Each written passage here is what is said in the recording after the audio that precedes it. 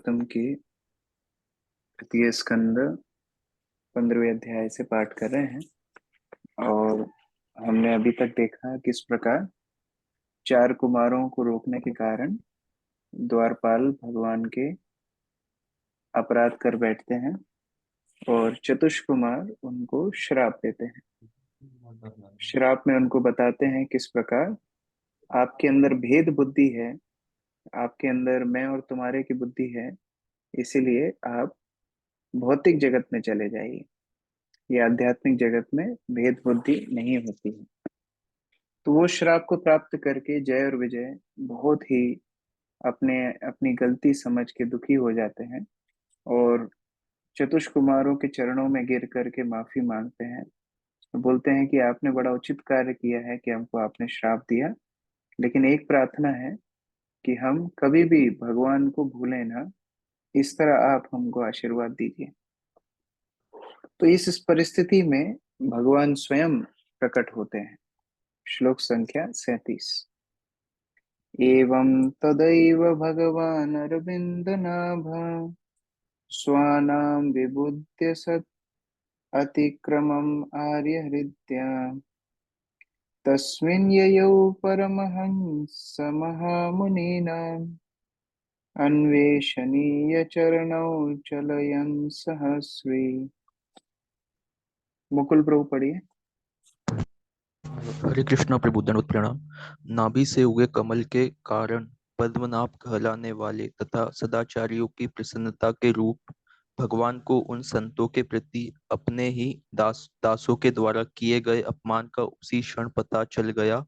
वे अपनी प्रेयसी लक्ष्मी सहित उस स्थान पर उन चरणों से चलकर गए जिनकी खोज सन्यासी तथा महामुनि करते हैं। तो भगवान का नाम है पद्मनाभ। पद्मनाभ मतलब जिनकी नाभि से पद्म निकलता है। पद्मों की विशेषता होती है कि वो कीचड़ में रहते हुए भी कीचड़ को स्पर्श नहीं करता। उसी प्रकार से भगवान यद्यपि भौतिक संसार में आते हैं, भगवान यद्यपि भौतिक जैसे ही कार्यकलाप करते दिखते हैं, लेकिन कभी भी उनसे प्रभावित नहीं होते। इसलिए भगवान पद्मनाभ कहलाते हैं। तो जैसे ही भगवान को पता पड़ा कि कुछ तो हुआ है, कुछ गड़बड़ हुई है, उनके सेवकों से संतों को अपराध हुआ है, भगवान लक्ष्मी सहित वहां पर तुरंत प्रकट हो गए। रेखा माता जी पढ़िए। हरे कृष्ण। भगवत गीता में भगवान जोर देकर घोषणा करते हैं कि उनके भक्त कभी भी विनष्ट नहीं हो सकते। भगवान समझ गए कि द्वारपालों तथा मुनियों के बीच का झगड़ा एक नया मोड़ ले रहा है। अतः वे तुरंत अपने धाम से निकल आए और झगड़े को आगे बढ़ने से रोकने के लिए उस स्थान पर गए जिससे उनके भक्त द्वारपाल सदा सदा के लिए विनष्ट ना हो। हरे कृष्ण। भगवान अपने भक्तों से कितना प्रेम करते हैं, यद्यपि उनके लिए इन सब बातों में पड़ने की कोई आवश्यकता ही नहीं। कितने लोग प्राय लड़ते हैं। हम कलयुग में तो देखते हैं कि कलह प्रिय हमेशा ही लड़ाई चलती रहती है, लेकिन भगवान अपने भक्तों से इतना प्रेम करते हैं, अरे इनके बीच में कोई समस्या हुई है, चलो जा करके मैं समाधान करता हूँ। तम तो आगतम प्रतिहृतौ पैकम स्वपुंभे स्ते चक्षताक्ष विषयं स्वसमाधिभाग्यम् हंस श्रियो व्रजनयो शिववायुलोला शुम्भ्रातु पत्र शशिशिकेशरशिखराम्बुम्। नीतू माता जी पढ़िए। हरे कृष्णा प्रभु जी दंडवत प्रणाम। सनक इत्यादि मुनियों ने देखा कि भगवान विष्णु जो भावमय समाधि में पहले उनके हृदयों के भीतर दृष्टिगोचर होते हैं, वे अब वे साकार रूप में उनके नेत्रों के समान दृष्टिगोचर हो रहे हैं। जब वे छाता तथा चामर जैसी साज सामग्री सहित अपने संगियों के साथ आगे आए तो श्वेत चामर के बालों के गुच्छे धीमे धीमे हिल रहे थे, मानो दो श्वेत हंस हो, तथा अनुकूल हवा से छाते से लटक रही मोतियों की झालरें भी हिल रही थी, मानो श्वेत पूर्ण चंद्रमा से अमृत की बूंदे दपक रही हो अथवा हवा के झोंके से बर्फ पिघल रही हो। हरे कृष्णा प्रभु जी। तो ये जो चार कुमार थे, जैसा कि हमने पहले चर्चा किया था, पहले ये भगवान को हृदय में ही अनुभव करते थे, भगवान का प्रत्यक्ष दर्शन अभी तक नहीं किया था। तो जब यहाँ पर अवसर मिला भगवान को साकार रूप में देखने का, तो पूर्ण रूप से मंत्रमुग्ध हो गए। और भगवान भी ऐसे नहीं कि अकेले खड़े थे, भगवान के सारे परिकर उनके साथ थे। सेवक दोनों तरफ से चामर ढुला रहे थे और छत्र पकड़ के खड़े हुए थे। उस सुंदर झांकी को देख करके सब कुछ भूल गए, चतुष्कुमार सारा गुस्सा सब कुछ भूल गए, एकमात्र केंद्र कर लिया अपने ध्यान को भगवान के ऊपर। तात्पर्य नीलिमा माता जी पढ़िए, अनम्यूट कर लीजिए।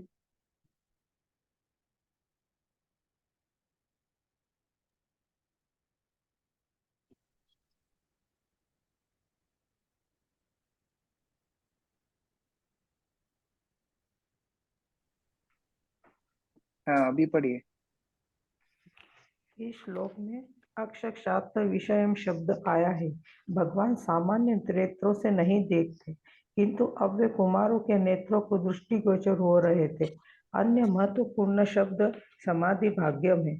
जो ध्यान करता अत्यंत भाग्यशाली होते हैं, वे योग विधि द्वारा भगवान के विष्णु रूप को अपने हृदयों के भीतर देख सकते हैं, किंतु उन्हें साक्षात देखना दूसरी बात है। यह केवल शुद्ध भक्तों के लिए ही संभव है। अतएव कुमारों ने जब देखा कि भगवान अपने संगियों सहित आ रहे हैं, तो छाता तथा चामर लिए हुए हैं, तो वे आश्चर्यचकित रह गए कि वे भगवान का साक्षात दर्शन कर रहे हैं। ब्रह्म संहिता में कहा गया है कि ईश्वर प्रेम में उच्चस्थ भक्तगण अपने हृदयों के भीतर सदैव भगवान श्याम सुंदर के का दर्शन करते हैं, किंतु जब वे परिपक्व हो जाते हैं तो वही भगवान साक्षात उनके समक्ष दिखते हैं। सामान्य जनों को भगवान दृश्य नहीं है, किंतु जब कोई भगवान के पवित्र नाम की महत्ता को समझ सकता है और कीर्तन तथा प्रसाद आस्वादन द्वारा जीव से आरंभ करके भगवत भक्ति में अपने को लगाता है, तो धीरे धीरे भगवान स्वयं उसमें प्रकट होते हैं। इसी तरह भक्त निरंतर भगवान को अपने हृदय में देखता है और अधिक परिपक्व अवस्था में वह उन्हीं भगवान का साक्षात दर्शन उसी तरह कर सकता है जिस तरह हम अन्य वस्तुओं को देखते हैं। हरे कृष्ण प्रभु जी, दंडवत प्रणाम। तो भक्तों के हृदय में भगवान श्याम सुंदर के रूप में प्रकट होते हैं। और सेवन मुखे ही जिह्वा दो, जब हम जिह्वा से भगवान का नाम लेते हैं, भगवान की कथा श्रवण करते हैं और प्रसाद आस्वादन करते हैं, तो सुस्फरति भगवान स्वयं अपने आप को प्रकट कर लेते हैं। तो इस प्रकार चतुष कुमारों की भक्ति से प्रसन्न होकर के भगवान ने उनको दर्शन दिए। कृष्ण प्रसाद सुमुखम त्रिभनीय धाम, स्नेहावलोक कलया हृदि संप्रशंतम, श्यामे प्रथावोरसी शोभितया श्रेयस्वास, चुंडमानिं सुभागायतम इवात्मधिष्ण्यम्। वंदना माता जी पढ़िए। हरे कृष्णा, दंडवत प्रणाम प्रभु जी। भगवान सारे आनंद के आगार है। उनकी शुभ उपस्थिति हर एक के आशीष के लिए है और उनकी स्नेहमयी मुस्कान तथा चितवन हृदय के अंतरतम को छू लेती है। भगवान के सुंदर शरीर का रंग श्यामल है और उनका चौर वक्षस्थल लक्ष्मी जी का विश्राम स्थल है, जो समस्त स्वर्ग लोकों के शिखर रूपी संपूर्ण आध्यात्मिक जगत को महिमा मंडित करने वाली है। इस तरह ऐसा प्रतीत हो रहा है मानो भगवान स्वयं आध्यात्मिक जगत के सौंदर्य तथा सौभाग्य का विस्तार कर रहे हैं। तो भगवान हरे कृष्ण। भगवान स्वयं सर्व मंगलकारी है। जहाँ भगवान उपस्थित होते हैं वह हर व्यक्ति का मंगल है। इसीलिए प्रभुपाद जी अपने हर प्रवचन में लगभग बोला करते थे कि कृष्ण भावना भावित होने का मतलब अपने स्वरूप, अपने आनंदित स्थिति को प्राप्त करना। हम भगवान को अपने जीवन का केंद्र बनाएंगे तो हमारे जीवन में आनंद होगा। अब परिस्थिति कितनी भी प्रतिकूल हो, भगवान की उपस्थिति से वो अनुकूल बन सकती है, क्योंकि जिसके वक्षस्थल में लक्ष्मी, लक्ष्मी को बोलते हैं सौभाग्य की देवी, सौभाग्य की देवी, ऑस्पिशियसनेस, मतलब सारा सौभाग्य, कीर्ति, धन, सौभाग्य, सुख, आनंद, सब कुछ भगवान के पीछे पीछे चलते हैं। तो ऐसे भगवान जब वहां प्रकट हो गए तो सभी लोगों को आनंद प्राप्त हुआ, सभी लोग संतुष्ट हो गए, खुश हो गए। ऐसा लग रहा था कि आध्यात्मिक जगत का सौंदर्य और सौभाग्य बढ़ गया भगवान की उपस्थिति से। वास्तव में भगवान की उपस्थिति से ही आध्यात्मिक जगत का सौभाग्य है, आध्यात्मिक जगत का सौंदर्य है। तो उस तरह भगवान की उपस्थिति देख करके सभी, द्वारपाल भी, चतुष कुमार भी, बाकी भगवान के परिकर भी, सभी बड़े प्रसन्न हो गए। तात्पर्य सुजाता माता जी पढ़िए। हरे कृष्णा, दंडवत प्रणाम। तात्पर्य: जब श्री भगवान आए तो वे सबों से प्रसन्न हुए, इसलिए यहाँ पर कहा गया है कृष्ण प्रसाद सुमुखम। श्री भगवान जानते थे कि दोषी द्वारपाल भी उनके शुद्ध भक्त थे, यद्यपि संयोगवश उन्होंने अन्य भक्तों के चरणों में अपराध किया था। भक्ति में किसी भक्त के प्रति अपराध करना अतीव घातक होता है। इसलिए श्री चैतन्य महाप्रभु ने कहा है कि भक्त के प्रति किया गया अपराध उस उन्मत्त हाथी की तरह है जो इधर उधर दौड़ता है। जब कोई मत्त हाथी किसी बगीचे में घुसता है तो वह सारे पौधों को कुचल डालता है। उसी तरह शुद्ध भक्त के चरणों पर किया गया अपराध भक्ति में उसके पद की हत्या कर देता है। जहां तक श्री भगवान की बात है, वे तनिक भी अपमानित मुद्रा में न थे, क्योंकि वे अपने निष्ठावान भक्त द्वारा किए गए किसी अपराध को स्वीकार नहीं करते। किंतु भक्त को अन्य भक्त के चरणों में अपराध करने के प्रति अति सतर्क रहना चाहिए। सबों पर संभाव रखने तथा अपने भक्तों के प्रति विशेष रूप से उन्मुख होने वाले श्री भगवान ने अपराध करने वालों पर उतनी ही दया दृष्टि से देखा जितने की अपराध किए जाने वालों पर। श्री भगवान की यह प्रवृत्ति दिव्य गुणों के अपार आगार होने के कारण है। भक्तों के प्रति उनकी प्रसन्न मुद्रा इतनी मोहक तथा हृदय स्पर्शी थी कि उनकी मुस्कान तक उनके लिए आकर्षक हो गई। यह आकर्षण न केवल इस भौतिक जगत के समस्त उच्च लोगों के लिए दिव्य था, अपितु उससे परे आध्यात्मिक जगत के लिए भी था। सामान्यतया लोगों को इसका अनुमान नहीं हो पाता कि उन उच्चतर भौतिक लोकों में जीव की स्वाभाविक स्थिति क्या है, जो सारी साध सामग्री की दृष्टि से अत्यधिक संपन्न है। फिर भी वैकुंठ लोक इतना सुहावना तथा इतना दैवी है कि इसकी उपमा मणियों के हार के मध्य मणि या लॉकेट से दी जाती है। इस श्लोक में स्पृहणीय धाम शब्द सूचित करता है कि श्री भगवान समस्त आनंद के आगार हैं, क्योंकि उनमें सारे दिव्य गुण पाए जाते हैं। यद्यपि जो लोग निर्विशेष ब्रह्म में तदाकार होने के आनंद के लिए लालायित रहते हैं, वे इनमें से केवल कुछ ही गुणों की कामना करते हैं। किंतु ऐसे भी कुछ इच्छुक हैं जो श्री भगवान के सेवकों के रूप में उनका व्यक्तिगत सानिध्य चाहते हैं। श्री भगवान इतने दयालु हैं कि वे हर एक को शरण देते हैं, चाहे वह निर्विशेषवादी हो या भक्त हो। वे निर्विशेषवादियों को अपने निर्विशेष ब्रह्म तेज में शरण देते हैं, जबकि भक्तों को वे अपने निजी धाम वैकुंठ लोकों में आश्रय प्रदान करते हैं। वे अपने भक्तों के प्रति विशेष रूप से उन्मुख रहते हैं। वे अपनी मुस्कान तथा उन पर अपनी चितवन से ही भक्तों के हृदय के अंतस्थल को छू लेते हैं।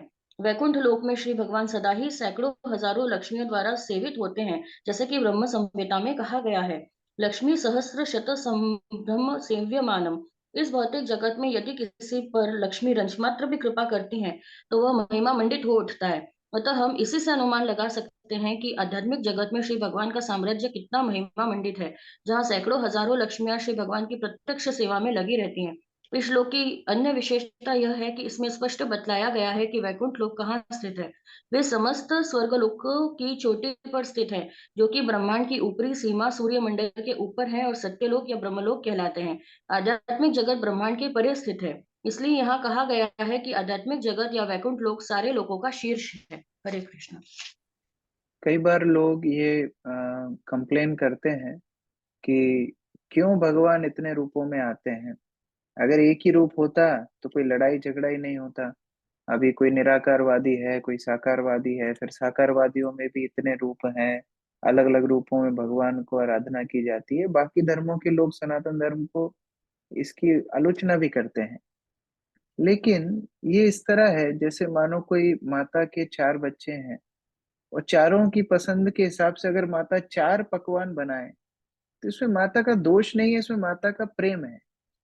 उसी तरह भगवान अलग अलग जीवात्माओं की स्थिति के हिसाब से अपने आप को उनके सामने उपलब्ध करते हैं, कभी निराकार रूप में, कभी साकार रूप में, साकार रूप में भी अन्य अन्य अवतारों में हर भक्त की परिस्थिति, उनकी भाव, उनके मनोभाव के हिसाब से भगवान अपने आप को प्रकट करते हैं। लेकिन उनकी उपस्थिति प्राप्त करके भक्त पूर्ण रूप से कृतार्थ हो जाता है, यही भगवान का मुख्य उद्देश्य है। जैसे माता का उद्देश्य है कि बच्चा खाना खा ले, कैसे तो खा ले, तो उसकी पसंद का पकवान बनाते हैं। उसी तरह भगवान चाहते हैं कि जीवात्मा किसी तरह तो भक्ति कर ले, तो इसीलिए भगवान अलग अलग रूपों में आते हैं और सभी के मंगल की व्यवस्था करते हैं। पीतां सुखे पृथुनितां विनिविस्फुरन्त्या कञ्चायलिभिर्विरुतया वनमालया च वल्गुप्रकोष्ठवलयं विनता सुतांशे विन्यस्तहस्तमितरेण धुननाम् अब्जम्।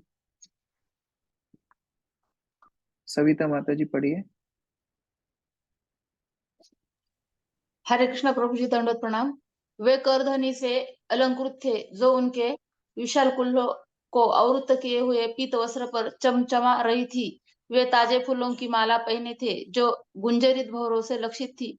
उनकी सुंदर कलाइयों पर कंगन सुशोभित थे, और वे अपना एक हाथ अपने वाहन गरुड़ के कंधे पर रखे थे तथा दूसरे हाथ से कमल का फूल घुमा रहे थे। हरे कृष्ण। इतने सुंदर रूप से भगवान का यहाँ वर्णन दिया जा रहा है कि किस प्रकार उनके वस्त्र पीतांबर वस्त्र चमक रहे थे, किस तरह उनके फूलों की माला, जिनको घुटनों तक जो माला होती है लंबी, उस माला का दर्शन भी सनत कुमार इत्यादि कर रहे हैं, जिनके आसपास भौरे मंडरा रहे थे। और सुंदर अलंकार, सुंदर आभूषणों से सुशोभित भगवान गरुड़ के ऊपर हाथ रख करके खड़े हुए थे। दूसरे हाथ में भगवान ने कमल पकड़ा हुआ था, उस कमल को भी घुमा रहे थे। तो बड़ा आकर्षक ये झांकी भगवान अपने भक्तों को वहां दिखा रहे हैं। इससे देख के ऐसा नहीं लग रहा है कि भगवान कोई टेंशन में है, अरे तुमने मेरे सेवकों को श्राप दे दिया, या सेवकों तुमने इनको अपराध कर दिया। भगवान हर समस्या का हल जानते हैं, इसलिए हमेशा ही बोलते हैं ना, ऑलवेज कूल, हमेशा शांत रहते हैं। तात्पर्य अनिकेत प्रभु। हरे कृष्ण प्रभु जी, दंडवत प्रणाम। तात्पर्य, यहाँ पर मुनियों द्वारा स्वयं अनुभव किया गया भगवान का पूर्ण विवरण है। भगवान का शरीर पीले वस्त्रों से आच्छादित था और उनकी कमर पतली थी। वैकुंठ में जब भी भगवान के या उनके किसी पार्षद के वक्षस्थल पर फूल की माला पड़ी हुई होती है, तो यह वर्णन रहता है कि उस पर भौरे गुंजार कर रहे हैं। ये सारे स्वरूप अत्यंत सुंदर तथा भक्तों को आकृष्ट करने वाले थे। भगवान का एक हाथ उनके वाहन गरुड़ पर था और दूसरे हाथ में वे एक कमल का फूल घुमा रहे थे। ये भगवान नारायण के वैयक्तिक गुण हैं। हरे कृष्ण। इस प्रकार भगवान की और भी दर्शन का वर्णन सुखदेव गोस्वामी कर रहे हैं। विद्युर्षिपं मकरकुण्डलमण्डरानार्ह गण्डस्तनलोलसमुखं मणिमत्किरीटम् दोरदण्डसण्डविवरे हरता प्रलाद्या परार्ध्या हारेण कन्धरगतेन च कौस्तुभेन। भूमिका माता जी पढ़िए। हरे कृष्णा प्रभु जी, दंडवत प्रणाम। उनका मुखमंडल गालों के सुस्पष्ट हो रहा था, जो उनकी बिजली के को मात करने वाला मकराकृत कुंडलों से शोभा को बढ़ा रहे थे। उनकी नाक उन्नत थी और उनका सिर रत्न जटित मुकुट से आवृत था। उनकी बलिष्ठ भुजाओं में के मध्य एक मोहक हार लटक रहा था और उनकी गर्दन कौस्तुभ मणि से विभूषित थी। तो भगवान का जो रूप का वर्णन है, ये शास्त्रों में प्रमाणित रूप से मिलता है। ऐसा नहीं है कि किसी विचारक ने अपने मनगढ़ंत तरीके से भगवान का अपने रूप बना लिया। यह प्रत्यक्ष रूप से जो मुनियों ने देखा, उसका वर्णन यहाँ पर किया जा रहा है। अत्रो प्रशिष्टमिति चोत्सिमितम् इन्द्रियाय स्वानां धिया विरचितं बहुस्वस्थवाद्यं मह्यं भवस्य भवतां च भजन्तमङ्गम् नेमुर्निरीक्ष्य न वितृप्तदृशो मुदा कई। विनोद प्रभु पढ़िए। हरे कृष्ण प्रभु जी, दंडवत प्रणाम। नारायण का अनुपम सौंदर्य उनके भक्तों की बुद्धि द्वारा कई गुना बाधित होने से इतना आकर्षक था कि वह अति सुंदरी लक्ष्मी देवी के गर्भ को भी पराजित कर रहा था। हे देवताओं, इस तरह प्रकट हुए भगवान मेरे द्वारा, शिव जी द्वारा तथा तुम सबों के द्वारा पूजनीय हैं। मुनियों ने उन्हें अतृप्त आंखों से आदर अर्पित किया और प्रसन्नता पूर्वक उनके चरण कमलों पर अपना सिर झुकाया। हरे कृष्ण प्रभु। सामान्यतः माताएं पुरुषों से ज्यादा सुंदर लगती हैं, और माता लक्ष्मी का क्या कहना, जो सर्व सुंदर माता है। लेकिन भगवान की सुंदरता माता लक्ष्मी की सुंदरता को भी पछाड़ गई। माता सुंदर है, लेकिन भगवान की सुंदरता उनसे भी ज्यादा है। और उनको देख करके चतुष्कुमार टकटकी लगा करके निहारते रहे। इधर लिखा है अतृप्त आंखों से, मतलब देख करके तृप्ति ही नहीं हो रही थी, देखते ही जाने की इच्छा हो रही थी। इस तरह भगवान का दर्शन कर रहे थे। ब्रह्मा जी देवताओं को बता रहे हैं कि यही भगवान मेरे, भगवान शिव के, तुम सभी देवताओं के पूजनीय भगवान है, जिनका दर्शन चतुष्कुमारों ने किया। तात्पर्य अमित प्रभु पढ़िए। हरे कृष्ण प्रभु जी, दंडवत प्रणाम। तात्पर्य: श्री भगवान का सौंदर्य इतना मोहक था कि इसका पर्याप्त वर्णन नहीं किया जा सकता। लक्ष्मी श्री भगवान की आध्यात्मिक तथा भौतिक सृष्टियों में सर्वाधिक सुंदर झांकी मानी जाती है। उन्हें अपने सर्वाधिक सुंदर होने का भाव है, फिर भी जब श्री भगवान वहां प्रकट हुए तो उनका सौंदर्य परास्त हो गया। दूसरे शब्दों में लक्ष्मी का सौंदर्य श्री भगवान की उपस्थिति में गौण है। वैष्णव कवियों के शब्दों में यह कहा जाता है कि श्री भगवान का सौंदर्य इतना मोहक है कि वे लाखों कामदेवों को परास्त कर देता है, इसीलिए वे मदन मोहन कहलाते हैं। यह भी वर्णन हुआ है कि कभी कभी श्री भगवान राधा रानी के सौंदर्य के पीछे पागल हो जाते हैं। कविगण वर्णन करते हैं कि ऐसी परिस्थितियों में भगवान श्री कृष्ण मदन मोहन होते हुए भी मदन दाह या राधा रानी के सौंदर्य में विमुक्त हो जाते हैं। वस्तुतः श्री भगवान का सौंदर्य अति उत्तम है और वह वैकुंठ में लक्ष्मी के सौंदर्य को भी मात करता है। वैकुंठ लोकों में श्री भगवान के भक्तगण उन्हें सर्वाधिक सुंदर रूप में देखना चाहते हैं, किंतु गोकुल या कृष्ण लोक में भक्तगण राधा रानी को भगवान श्री कृष्ण से भी बढ़कर सुंदर देखना चाहते हैं। इसका समंजन इस तरह होता है कि भक्त वत्सल होने के नाते श्री भगवान ऐसे स्वरूप धारण करते हैं जिससे ब्रह्मा, शिव जैसे भक्त तथा अन्य देवतागण प्रसन्न हो जाए। यह भी भक्त मुनि कुमारों के लिए श्री भगवान अपने सर्वाधिक सुंदर रूप में प्रकट हुए और वे बिना तृप्त हुए उन्हें देखते रहे और उन्हें अधिकाधिक देखते रहना चाह रहे थे। हरे कृष्ण प्रभु जी। यही सर्वाकर्षक स्थिति भगवान की है, जो सबको आकर्षित करते हैं। और अगर हम वास्तव में भगवान के प्रति आकर्षित होना चाहते हैं, तो उनके नाम श्रवण इत्यादि में हमको ध्यान लगाना चाहिए।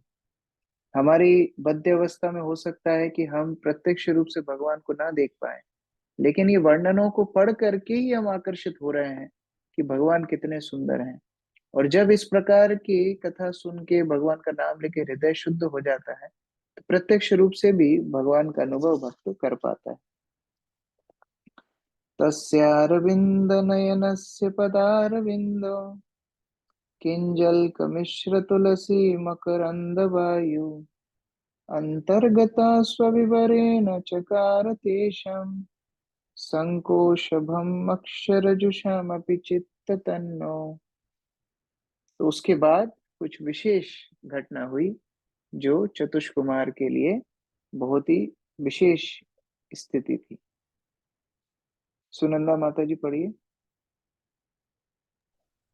हरे कृष्ण प्रभु, दंडवत प्रणाम। जब भगवान के चरण कमलों के अंगूठे से तुलसी दल की सुगंध ले जाने वाली मंद वायु उन मुनियों के नथुनों में प्रविष्ट हुई, तो उन्हें शरीर तथा मन दोनों में परिवर्तन का अनुभव हुआ। यद्यपि वे निर्विशेष ब्रह्म ज्ञान के प्रति अनुरक्त थे, हरे कृष्ण प्रभु जी। तो ये जो 4 कुमार थे, इनका आसक्ति थी भगवान के निराकार रूप में। लेकिन जैसे भगवान का दर्शन किया, टकटकी लगा के देखते रहे, और भगवान के चरणों में अर्पित तुलसी की सुगंध जब इनकी नासिका में गई, तो कुछ तो इनके जीवन में परिवर्तन हो गया। अभी ये आकृष्ट हो गए भगवान से, निराकार ब्रह्म को भूल गए। ऐसे अनेक अनेक उदाहरण हैं जहां निराकारवादी भगवान के साकार भक्त बन गए। लेकिन शास्त्र में एक भी उदाहरण ऐसा नहीं है कि जहां साकारवादी भगवान का शुद्ध भक्त भगवान को छोड़ करके निराकारवादी बन गया हो। तो यह उदाहरण बहुत ही बहुत ही महत्वपूर्ण है कि किस प्रकार भगवान का स्पर्श मिलके, भगवान स्पर्श तो ही मिला नहीं, भगवान के तुलसी दल की सुगंध मिलकर ही उनका जीवन पूर्ण रूप से परिवर्तन हो गया। तात्पर्य आयुष प्रभु पढ़िए। हरे कृष्ण प्रभु जी, दंडवत प्रणाम। तात्पर्य, इस श्लोक से ऐसा प्रतीत होता है कि चारों कुमार निर्विशेषवादी अथवा एक ईश्वरवाद दर्शन के समर्थक थे और भगवान से तदाकार होने की सोच रहे थे, किंतु जो ही उन्होंने भगवान के रूप को देखा, उनके मन परिवर्तित हो गए। दूसरे शब्दों में, जो निर्विशेषवादी भगवान से तदाकार होने के प्रयास में दिव्य आनंद का अनुभव करता है, वो भगवान के सुंदर दिव्य स्वरूप को देखते ही परास्त हो जाता है। भगवान के चरण कमलों की सुगंध ने जो वायु द्वारा ले जाई गई थी और जो तुलसी की सुगंधी से मिश्रित थी, उनके मनन को बदल डाला। उन्होंने परमेश्वर से एकाकार होने के बजाय भक्त बनना श्रेष्ठतर समझा। भगवान के चरण कमलों का सेवक बनना भगवान से तदाकार होने से श्रेष्ठतर है। तो सामान्यतः अधिकांश लोग मुक्ति मुक्ति मुक्ति, मोक्ष मोक्ष मोक्ष यही बात करते हैं, लेकिन वो ये नहीं जानते कि मुक्ति मोक्ष जिसमें निराकार में लीन होने की वो बात करते हैं, उससे कई कई कई ज्यादा श्रेष्ठ है भगवान के सानिध्य में उनकी सेवा करना। यहाँ चतुष कुमार से बड़ा और कौन आध्यात्मवादी होगा। हम लोग छोटे मोटे लोग हैं, लेकिन चतुष कुमार ब्रह्मांड के प्रथम, ब्रह्मा के प्रथम शिशु हैं, मानस पुत्र हैं। उनसे बड़ा आध्यात्मवादी और कौन होगा। तो स्वयं अपने उदाहरण से बता रहे हैं कि किस प्रकार भगवान की सेवा, भगवान का प्रत्यक्ष दर्शन सर्वश्रेष्ठ है। तेवा अमुष्य वदना सित पद्म कोशम उद्वीक्ष्य सुंदरतांतरार्ध कुंडहासम लब्धाशिषा पुनरवेक्षयत दीयामंग्रे द्वंद्वं नखारुण मणिश्रयणं निदधौ। सुनीता माता जी पढ़िए।